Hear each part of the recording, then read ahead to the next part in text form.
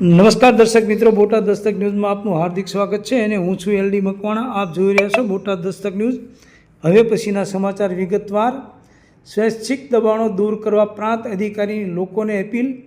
સ્થાનિકોએ હોબાળો કરતા તે સ્થળે કામગીરી કરી હતી બંધ. બોટાદના ખંસ રોડ પર અન્ય દબાણો દૂર કરાયા. બોટાદ શહેરના ખંસ રોડ પર તંત્ર દ્વારા દબાણ હટાવવાની કામગીરી શરૂ કરવામાં આવી હતી, ત્યારે સ્થાનિકોએ હોબાળો મચાવતા તંત્ર દ્વારા તે સ્થળે દબાણ હટાવવાની કામગીરી બંધ કરી હતી અને ખંસ રોડ પર અન્ય દબાણો દૂર કરવાની કામગીરી શરૂ કરી હતી.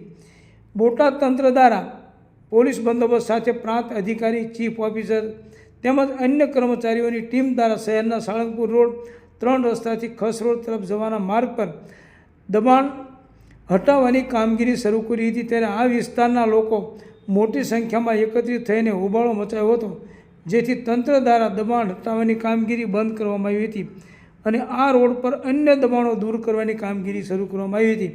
ખંસ રોડ પર રસ્તાઓ પર ખાનગી સ્કૂલોની દિવાલ, ગેરકાયદેસર જમીન દબાણ, તાર ફેન્સિંગ તેમજ રસ્તાઓ પર ગેરકાયદે પતરાના શેડ સહિતના દબાણો તંત્ર દ્વારા દૂર કરવામાં આવ્યા હતા.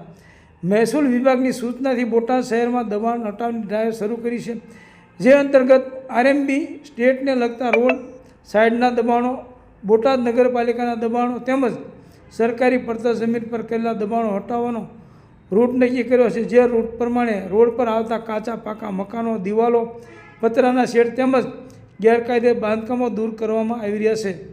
તેમજ બોટાદ શહેરમાં ઠેર ઠેર નાના મોટા કાચા પાકા દબાણો જોવા મળી રહ્યા છે, જેથી તમામ દબાણકર્તાઓને નોટિસો આપી છે તેમજ રિક્ષા દ્વારા જાહેરાત કરીને દબાણકર્તાઓને જાણ કરી છે.